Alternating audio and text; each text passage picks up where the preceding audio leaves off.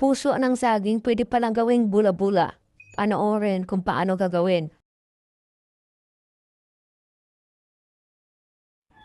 Una, chap-chapin mo na katulad ng ganito. Ganito kapino. Tapos pag na-chap-chap mo na, ilagay niya na dito sa bowl. Yan. Wow.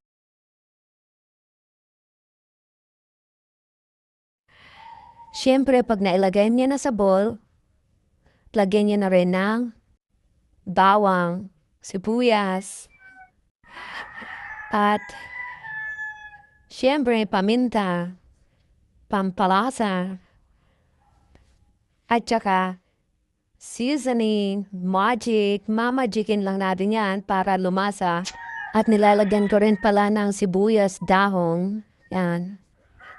So, ito na. Ganito lang kadali. Tapos, siyempre, halo-haloin na natin to. Lagyan din natin ng itlog para kumapit sa bawat isa. At parang lalong sumarap ang pagsasama. Wow! So, ito na. Halo-haloin na natin hanggang sa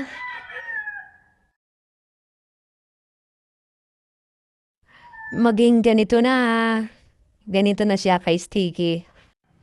Kasi nilagyan ko pala siya ng harina. Kaunting harina lang para kumapit sila.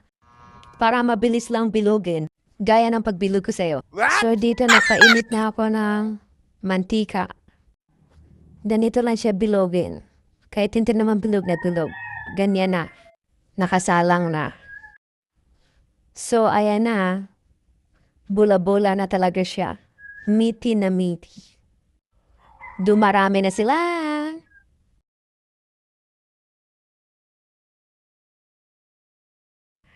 So, ito na, marami na ako nalulot ng bola-bola. Bola-bola ang puso. Ngayon, ipapatikim na natin sa aking anak. Kung anong masasabi niya. Kumalata ba niya na gulay galing sa puso ng saging. So, ito na. Ang sarap oh. Art, halika nga dito. Tikman mo to. Masarap ba? Anong lasa? Kami lagi ni Pop parang bula-bulang karne.